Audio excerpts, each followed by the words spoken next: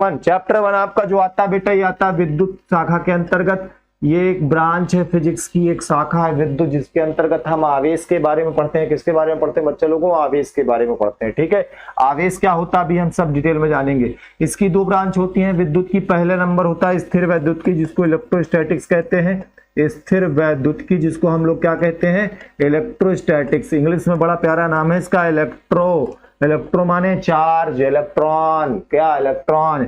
Electrostatics, static माने होता है रुका हुआ। ठीक है, तो इस शाखा के अंतर्गत आपको क्या पढ़ना? रुके हुए आवेश के बारे में, स्थिर आवेश के बारे में। मतलब आप आवेश को ऐसे रख देंगे और उसकी प्रॉपर्टीज के बारे में समझेंगे, उसके गुणों के बारे में समझेंगे। उसको हिलाना डुलाना नहीं है, उसको चलाना नहीं है, उसको दौड़ाना नहीं है, उसको स्थिर रख करके, उसको एक जगह रख करके उसकी प्रॉपर्टीज के बारे में हमें पढ़ना है स्थिर वैद्युति के अंतर्गत। इसके बाद इसका दूसरा पार्ट होता है वैद्युत चालन। क्या होता है बेटा? वैद्युत चालन।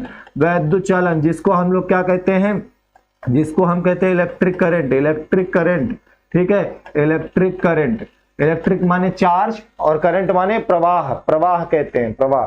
मतलब इसके अंतर्गत आपको क्या करना है? आवेश को दौड़ाना है। गतिमान आवेश के बारे में पढ़ते हैं इस शाखा के अंतर्गत। आपका फिजिक्स एनसीईआरटी का चैप्टर नंबर 1 और चैप्टर नंबर 2 जो कि स्थिर वैद्युतिकी के अंतर्गत आता है, और उसके बाद जो चैप्टर नंबर 3 है, उस चैप्टर के अंतर्गत हम आवेश को दौड़ा दौड़ा कर पढ़ेंगे। उस चैप्टर को कहते हैं वैद्युत चालन के अंतर्गत आता है। ठीक है, तो चलिए आज हम पढ़ने वाले हैं चैप्टर नंबर 1 जो कि आपके एनसीईआरटी में दिया गया है, वैद्युत आवेश तथा क्षेत्र। क्या नाम है चैप्टर का बेटा? वैद्युत आवेश तथा क्षेत्र। वैद्युत आवेश तथा क्षेत्र के बारे में हमें पहले चैप्टर में पढ़ना है। ठीक है, आराम से मेरी बातों को समझना, कोई जल्दबाजी नहीं, कोई टेंशन नहीं लेने का। हर एक चीज को बहुत ही आराम से समझेंगे। सबसे पहले हम लोग समझते हैं बेटा आवेश क्या होता है। आवेश किसी वस्तु का वह गुण होता है। जैसे आपने घर में प्रैक्टिकल किया हो, बड़ा सिंपल सा प्रैक्टिकल है यार। जैसे हम लोग एक कंघी ले लें और कंघी को अपने इस प्यारे प्यारे सर के बालों में जम के रगड़े, सूखे बालों में, तेल लगाकर नहीं। ठीक है, ये सूखे बालों में खूब ऐसे रगड़े, रगड़ करके हम इस कंघी के पास कागज के छोटे छोटे छोटे छोटे छोटे छोटे टुकड़े ले जाएं, तो ये कागज के छोटे छोटे टुकड़ों में एक हलचल उत्पन्न हो जाती है। पहले ऐसा नहीं होता था, लेकिन जब मैंने इस कंघी को रगड़ करके कागज के टुकड़ों के पास ले गए, तो उसके बाद क्या हुआ? इनके बीच एक हलचल उत्पन्न हो गई। ये दूर भागने लगे, कुछ पास आने लगे। तो ये जो गुण आ गया इस कंघी के अंदर, इस गुण का नाम होता आवेश। इस गुण का नाम होता बेटा क्या? आवेश। किसी वस्तु का वह गुण जिसके कारण वस्तु किसी दूसरी वस्तु को अपनी ओर आकर्षित करती है या प्रतिकर्षित करती है, उस गुण को हम क्या कहते हैं? आवेश कहते हैं।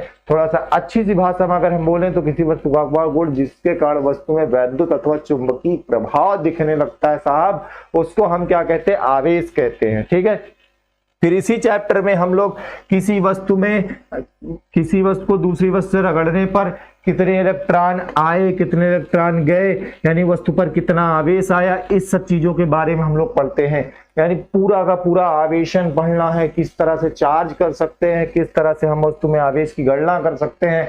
आवेश दो तरह के होते हैं, एक वस्तु पर धन आवेश आता है, एक वस्तु पर ऋण आवेश आता है। तो कब धन आवेश आता है, कब ऋण आवेश आता है, इन सब चीजों के बारे में पढ़ना है।